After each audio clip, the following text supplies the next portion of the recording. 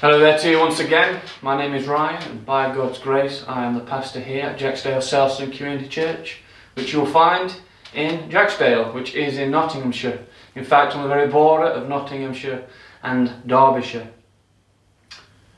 Today I'm going to continue in this book, which we have been going through over the last 10, 11 months, and it's full of nuggets, full of wonderful things that cause us to meditate further upon Christ.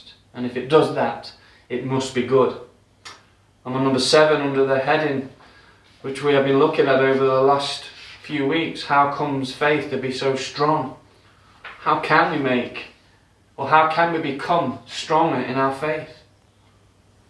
Number 7 reads this: you may judge of the state of your souls, whether you have grace or not, by your earnest pursuit after the heavenly kingdom. Grace infuses a spirit of activity into a person.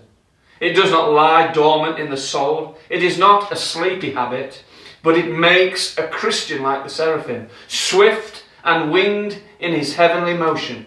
Like fire, it makes him burn in love to God. And the more he loves him, the more he presses forward to heaven, where he may fully enjoy him. Hope is an active grace. It is called a lively hope. 1 Peter 1 verse 3. It is like the spring in the watch, which sets all the wheels of the soul running. Hope of a crop makes a husbandman sow his seed. Hope of victory makes the soldier fight. And a true hope of glory makes a Christian vigorously pursue it. Here is a spiritual touchstone by which to try our grace. If we have the anointing of the Spirit, it will oil the wheels of our endeavour and make us lively in our pursuit of the heavenly kingdom. No sooner had Paul been graced and infused of grace, and it is said of him, behold, he prayeth. The affections are by divine called the feet of the soul. If these feet move not towards heaven, it is because there is no life in them. Oh dear listener, do we find it in us to check the state of our soul? We know that the Apostle Paul encourages that throughout his epistles. Examine your faith. A healthy and a good thing to do. Not only a good thing to do, but that of necessity. The medical people, wouldn't they? They would ask us to check and keep an eye on certain parts of our body and our mind even. We are well and we are fit, and that we are indeed okay. And we are encouraged, not only here, but more importantly throughout the scriptures, to examine to see whether we are not in the faith. Are we Christ's? And the reality is, Watson says in this, if we are Christ, we will be found to be one who is pursuing the kingdom of heaven. We will have that innate ache to be with Christ. We can join the apostle and say to live is Christ and to die is gain.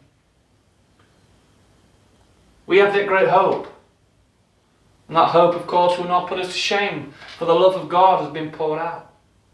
But as we read this paragraph, as we listen to it being read, let us ask this question: am I a person who vigorously pursue Christ and his kingdom? Is that our endeavour? Or as Watson says towards the end of this paragraph, are our feet sluggish? Are we really on a path that is towards the earthly kingdom? Are we transfixed on that which is temporal? Or are we absolutely and most certainly given to Christ and to his kingdom? Are we his? And if we are, my dear brothers and sisters, if we are his, we have that grace which causes us not to be lazy in our pursuit, but we are like fire that burns in love for God.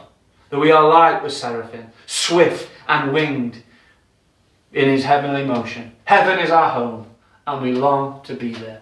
Oh, may it be so for you. May it be so of me. May it be so of our family. May it be so of our congregations, that we might enjoy him, not only here, but that hope in eternal glory. May God bless you all to that end.